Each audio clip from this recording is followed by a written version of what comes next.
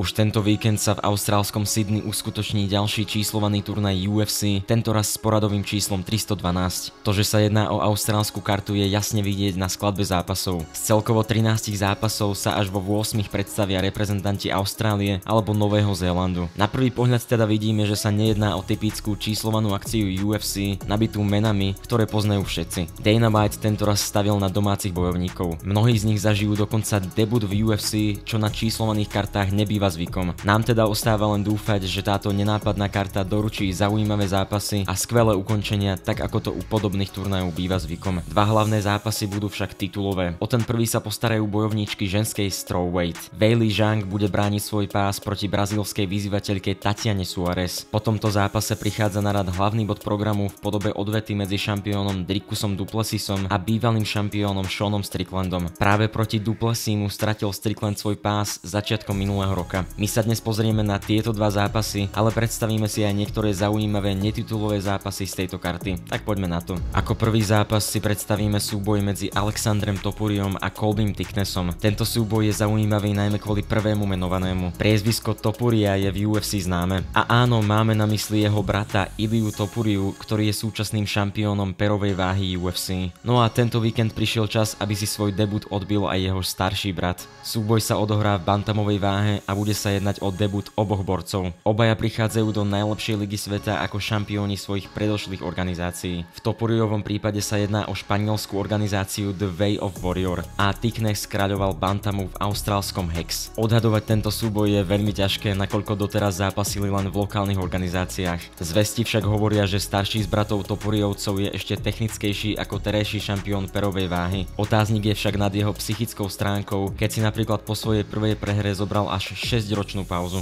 Zaujímavosťou je, že v rohoch sa objavia dvaja bývalí a pravdepodobne aj budúci súperi. V Topuriovom rohu bude samozrejme jeho mladší brat Ilia. V Thicknessovom rohu bude stáť bývalá jednotka pound for pound legendárny Alexander Volkanovski. Kurzy však hovoria jasne v prospech Topuriu, keď vo Fortune je jasný favorit s kurzom 1,23. Svojich 5 výhier rozdelil na 3 KO alebo TKO a 2 submisie. Na to, že Topuria vyhrá KO alebo TKO, je už zaujímavejší kurz 2,1. Posledným zápasom pred titulovými bitkami bude súboj dvoch ťažkotonážnikov medzi Justinom Toughom a Talisonom Teixeirom. Zatiaľ čo prvý menovaný je už stálica UFC, kde bojuje už 5. rokom, jeho súper je opäť nováčik v organizácii. Austrálčan Tougha je známy svojou tvrdosťou a chladnokrvnosťou. Všetky svoje výhry doručil na KO alebo TKO. Medzi výstavné patrí napríklad ukončenie Harryho Hansakra. Toho poslal k zemi už na začiatku prvého kola tvrdým headkickom. Taktiež Parker Porter ochutnal jeho tvrdosť, keď ho poslal k zemi ľavým hákom. Justin to má v UFC vzácne vyrovnané. Do zápasu ide zo skóre 4 výhry, 4 prehry a 1 no contest. Platí, že všetky svoje výhry doručil pred koncom 2. minúty prvého kola a 3 zo 4 prehier boli na body. Jeho brazílsky súper na tom s tvrdosťou však nie je o nič horšie. S dokonalým skóre 7-0 doručil hneď 6 výhier na KO alebo TKO a 1 na submisiu. Pred pozvánkou do contendru bojoval v organizácii LFA, čo je všeobecne známa liaheň UFC talentov. Odzápasil tam 2 súboje proti Arturovi Fonsekovi a Mateusovi Fonsekovi. Oboch týchto borcov ukončil v prvom kole. No a ako inak na KO. Po týchto ukončeniach prišla pozvánka do Dana White Contender Series. V septembri minulého roka sa uviedol vo veľkom štýle, keď svojej povesti neostal nič dlžný a Artura Lopeza poslal na zem už v prvom kole. Po tomto výkone neostalo promotérovi nič iné, len Teixeiru podpísať. No a tu ho máme. Rovno ako predzápas titulových súbojov na titulovej karte UFC. Takéto niečo sa nepodarí len tak niekomu. Keď sa pozrieme na kurzovú ponuku, tak je nováčik dokonca miernym favoritom s kurzom 1,67. Potom ako sme vám oboch borcov predstavili, máte určite v hlave stávku na koniec zápasu v prvom kole. Na toto nám Fortuna ponúka lákavý kurz 1,9. O co-main event sa postarajú ženské bojovníčky Weili Zhang a Tatiana Suárez. Obe tieto zápasníčky patria k stálicam UFC. Číňanka zápasí najvyššiu ligu už od roku 2018 a jej súperka z Brazílie dokonca od roku 2016. Ako prvú si predstavíme práve vyzývateľku Tatianu Suárez. Do UFC sa prebojovala cez populárnu show Ultimate Fighter. V roku 2016 sa jej podarilo vyhrať. Vo finále vtedy na Darce Choke porazila Amandu Cooper. Hneď potom započala jej spanilá jazda v organizácii, kde dodnes nepozná žiadnu premožiteľku. A to pred ňu postavili zvučné mená ako napríklad Alexa Grasso, ktorú utiahla už v prvom kole. Hneď v ďalšom zápase si poradila s budúcou šampiónkou Carlou Esparzo. S ňou to bol dlhý a vysiľujúci boj, no na konci tretieho kola odchádzala ako víťazka via ground and pound. Jej posledná súperka bola taktiež bývalá šampiónka Jessica Andrade, no ani s ňou nenechala rozhodnutie na bodových a Brazílčanku uškrtila v druhom kole. Naskytuje sa teda otázka, prečo titul až teraz, keď je toľko rokov neporazená. Odpoveď je jednoduchá.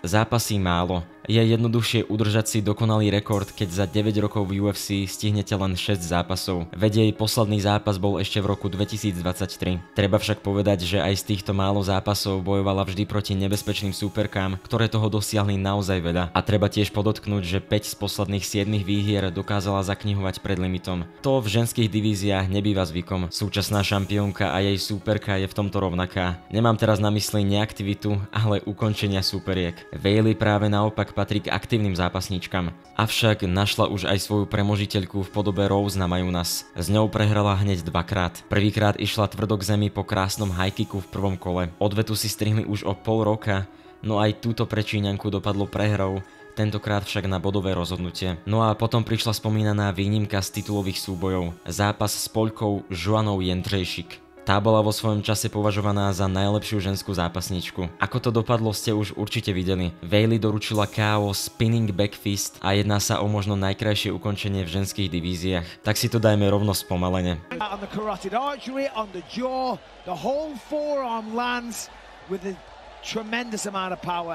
Po tejto spektakulárnej výhre prišli na rad už opäť len titulové zápasy, keď v poradí porazila Carlu Esparzu, Amandu Lemos a Xiaonan Yan. Ondrej Novotný s Jakubom Tichotom zhodnotili titulák nasledovne. Suárez neodpisujú, ale ako favoritku ju rozhodne nevnímajú. Myslíš, že Tatiana na to má?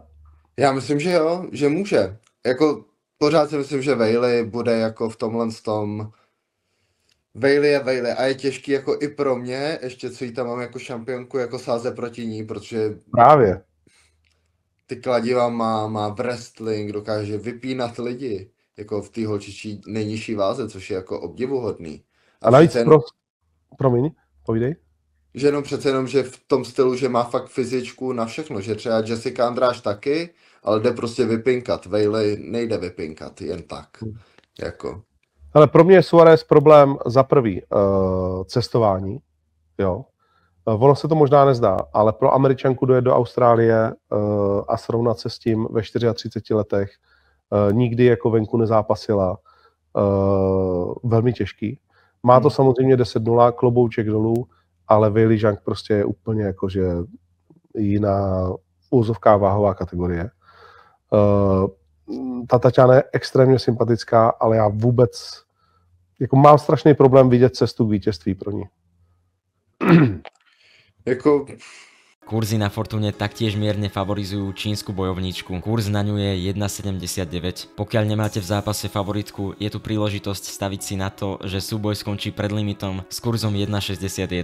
To je celkom fér, nakoľko obe väčšinu svojich súbojov ukončili. V poslednom a teda hlavnom zápase uvidíme dvoch bojovníkov strednej váhy. Dricus du Plessis a Sean Strickland sa proti sebe postavia v odvete o titul šampióna tejto váhy. Najskôr sa pozrieme na amerického bojovníka, ktorý je v UFC už neskutočný 11 rokov. Sám má pritom stále len 33 rokov a teda koniec kariéry ho zas tak rýchlo nečaká. V UFC doteraz zaznamenal úctyhodných 22 zápasov s bilanciou 16 výhier a 6 porážok. Taktiež vystriedal 3 váhové kategórie, no od roku 2020 sa stabilne drží na špičke rebríčka strednej váhy. Nepoďme veľmi do minulosti a poďme sa venovať skôr Stricklandovi z posledných rokov, lebo jeho bohatá kariéra a zaujímavý životný príbeh si žiada skôr osobitné video. Do žiary reflektorov a myslí fanúšikov sa dostal od roku 2022, keď sa v titulovom eliminátori stretol s Alexom Pereirom. Už vtedy mal veľkohubé prehlásenia, že bude prvým bojovníkom, ktorý ho v UFC porazí. A ako to dopadlo? Veď pozrite sa sami. Sean sa porúčal k zemi už v polovici prvého kola, potom čo inkasoval povestný Pereirov ľavý hák. Následne sa snažil dostať späť do titulového mixu čo najrýchlejšou cestou, no ani jeho ďalší zápas nedopadol podľa jeho predstav. Cannonierovi podľahol v 5-kolovej bitke na split decision. Neklesal však na mysli a pred očami mal stále len boj o titul. Prijal prvý a jediný zápas v poloťažkej váhe UFC s Imavovom. Treba podotknúť, že v organizácii začínal vo welterovej váhe. Ťažšieho súpera sa ale ani náhodou nezlakol a dokázal ho vybodovať. Potom sa vrátil späť do strednej váhy a v hlavnom zápase jednej z Fight Nights ukončil vtedy rozbehnutého Abusa Magomedova. Potom už prišlo to, na čo cielil celé roky. Zápas o titul. Súperom mu vtedy bol Israel Adesanya, ktorý bol nabudený po výhre nad Alexom Pereirom. Stricklandovi sľuboval tvrdý koniec a rýchle KO. V zápase to však vyzeralo úplne inak. Strickland Adesanyu dokonale vymazal svojim neortodoxným štýlom a nekonečným kardiom. V prvom kole dokonca nebol ďaleko od ukončenia, kedy bol Izrael v obrovských problémoch. Smolou pre Stricklanda bolo to, že sa mu to podarilo až na konci kola a Izzy sa dokázal pozviechať do ďalších kôl. Na výsledku to však nič nemenilo. Jasná výhra na body a pás putoval do Ameriky. U Stricklanda sa však dlho neohrial, keď sa pred neho postavil jeho súčasný súper Dricus du Plessis. Extrémne krvavom, zaujímavom a vyrovnanom zápase sme mohli vidieť bitku na plných 5 kôl. Na jeho konci si nemohol byť istý ani jeden z borcov. Dvaja bodoví to však videli pre du Plessisa a tak pás už po 4 mesiacoch opäť putoval preč z Ameriky. Tento raz do Afriky. O tomto bodovom výsledku sa dodnes vedú debaty a Strickland sa s ním dodnes nezmieril. Dana White však aj po vyrovnanom zápase Seanovi nedožičil okamžitú odvetu a chcel ho ešte preveriť. Ako ďalšieho pred neho postavil rovnako zaujímavého trashtalkera Paula Costu. Rovnako ako predošlý, aj tento zápas bol extrémne vyrovnaný, no už o niečo menej atraktívny. Avšak v tomto prípade sa rozhodcovia tesne priklonili na stranu Stricklanda a tak sa vrátil na víťaznú voľnou výhrou na split decision. Po tejto výhre už bolo jasné, že si Sean zaslúži odvetu po spornom zápase a čakalo sa len na termín, ktorý je už dnes v noci. No jeho fanúšikovia vedeli, že zápas nie je jediné, na čo sa môžeme tešiť. Povestné sú pri ňom aj predzápasové tlačovky, no kontroverzia prišla už pred začatím. V Austrálii ho nemajú veľmi radi, veď ešte aby áno, keď skritizoval snáď všetko, čo je v ich krajine. Austrálske médiá mu dokonca venovali celú titulnú stranu novín. Nokautujte tohto chlapa, znel nadpis. Strickland na to na tlačovke reagoval takto. Banda komunistov. Prídem do tejto zasiahnutej krajiny, hovorím o slobode slova, zbraniach a daniach, a vy máte v médiách týchto zasraných komunistov, ktorí sa ma snažia zničiť. Prečo? Pretože chcete ovládať médiá a nepáči sa vám sloboda slova. Austrália však nebola jediná, do koho sa Strickland pustil. Dana White priznal, že nasledujúcim vyzývateľom bude Khamzat Chimaev a tak sa toho hneď chytil a pustil sa do Čečenca. Musíme sa porozprávať o pánovi Chimaevovi. Poďme sa porozprávať o tomto zasranom chlapovi. Stále počúvam Chimaev toto a Chimaev tamto, ale čo hovorí história a fakty o Chimaevovi? Utekol z Čečenska s rodinou kvôli vojnovému diktátorovi, ktorý zabíjal ľudí bez rozdielu. Potom sa ale vrátil do Čečenska, pretože mu niekto chcel kúpiť G-Wagon. A on k tomu pristúpi takto. Jasné, budem takáto ohnem pre tebou koleno. A čo sa potom stalo? To prepojenie sa medzi nimi stávalo silnejšie. A viete čo? Myslím, že sa na neho teraz americká vláda pozerá ako na teroristu. Prečo? Pretože v Čečensku sa neustále vraždia ľudia a úplne porušujú ľudské práva. Takže teraz sa Chimaev poriadne bojí a hovorí si: chcel som byť ale nechcel som ísť úplne na doraz. Teraz utiekol niekam na Blízky východ. Teraz sa skrýva a čo robí? Spravil ten zasraný kryptopodvod a oklamal všetkých svojich fanúšikov. Poviem vám niečo, mne ponúkli účasť na tom istom kryptopodvode. Bolo to za asi 100 000 až 200 000 dolárov. Povedal som im: choďte s tým do riti. Nebudem podvádzať svojich fanúšikov. Nepotrebujem tak tie peniaze. Ale Chimaev to urobil. Takže áno, Chimaev, dokážeš bojovať a máš bradu, ale nech si to história zapíše tak, že si utekol si z krajiny, vrátil si sa, spriatelil si sa s diktátorom a znova si utiekol. Nezáleží na tom, aký dobrý bojovník si, pretože ty si a vždy budeš zasraná. Reakcia na seba nenechala dlho čakať. Síce stručne, ale ozval sa aj Khamzat. Prečo stále vyplakávaš ako malé decko? Otec ti nedal lásku, alebo ti prejavoval jeho lásku k tebe až príliš? A reagoval tak na to, že Strickland bol v detstve zneužívaný. Celkom vyhrotený trash talk, čo poviete? Za mňa už za hranou. Vyzerá to teda tak, že Strickland sa na tlačovke venoval všetkému, len nie svojmu súperovi. A k tomu sa práve dostávame. Súčasný šampión a v UFC stále neporazený Dricus du Plessis. Dlho podceňovaný Juhoafričan, ktorý všetkým dokázal, že patrí na tú najvyššiu úroveň. V UFC je o poznanie kratšie ako jeho súper, v úvodzovkách len niečo málo cez 4 roky. Za tento čas stihol nazbierať 8 výhier, z toho rovných 6 pred záverečným gongom. Hneď v prvom zápase sa predviedol podareným výkonom, keď k zemi poslal Marcusa Pereza. Pár mesiacov na to nasledovala ďalšia výhra na KO proti Trevinovi Gilasovi. No po tejto výhre prišla rada zrušených zápasov. Naplno sa rozbehol až v roku 2022,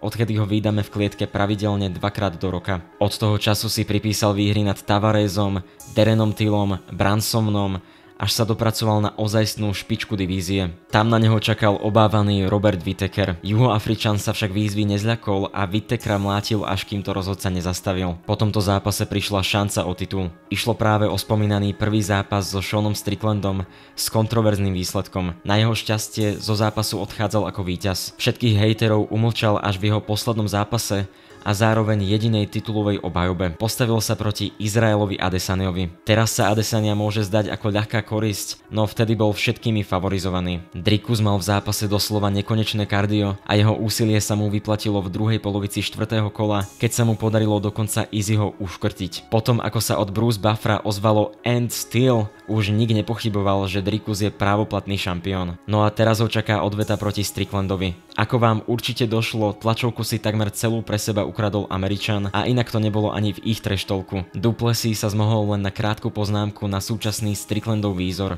Let me tell you something about the Dutchman, which is a cool nickname, by the way. This man fights like a on a short bus. And hey, Strikers, I respect you for that because you fight like a fucking maniac. But I won that fight and I'm gonna win this fight, so fucking saddle up and let's get it done. Yeah, I fight like somebody on the short bus, but you look like the driver. Well, you know, guys, I did drop out of elementary school, so here we are. Because you're not allowed near kids with that look anymore. I mean, the man has a cinder block forehead. You see him the next day. The guy could take damage. We're probably going to have a 5-round war. I'm going to try to put his ass down. He's going to try to put my ass down. One of us is going to get fucked up. It ain't going to be me. To the fucking death. I think the Dutchman can agree. We're going to put on a war, and we're going to try to fuck each other up. And that's a promise we both can make you guys.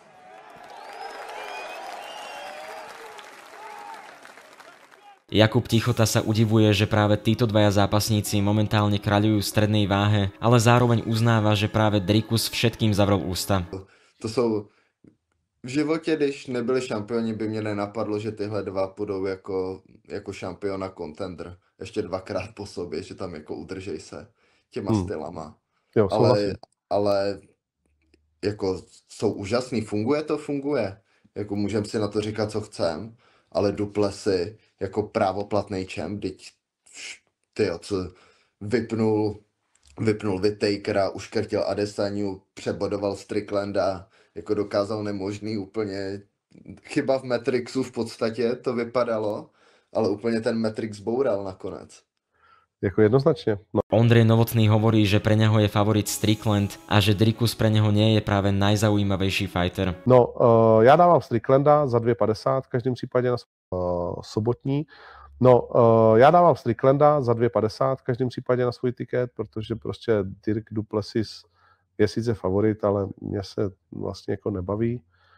Zhang Weili a Statiano. Na záver ešte povieme kurzy. Na Fortune je veľkým favoritom práve Du Plessis s kurzom 1,44. Vzhľadom na prvý zápas je teda stávka na outsidera veľmi zaujímavá. Tiež netreba zabúdať, že obaja majú kardia na rozdávanie, preto je možné, že sa dočkáme plných 5 kôl, čo predikoval aj sám Strickland. Pokiaľ sa rozhodnete pre tento typ, čaká na vás kurz 1,55. Toto bolo naše predstavenie dnešného UFC. Verím, že sa vám dnešné video páčilo a navnadili sme vás aj na tento menej výrazný číslovaný turnaj. Tak čo, budete vstávať? Ja určite áno. Ďakujem za sledovanie a vidíme sa už čoskoro. Zatiaľ sa majte a čaute.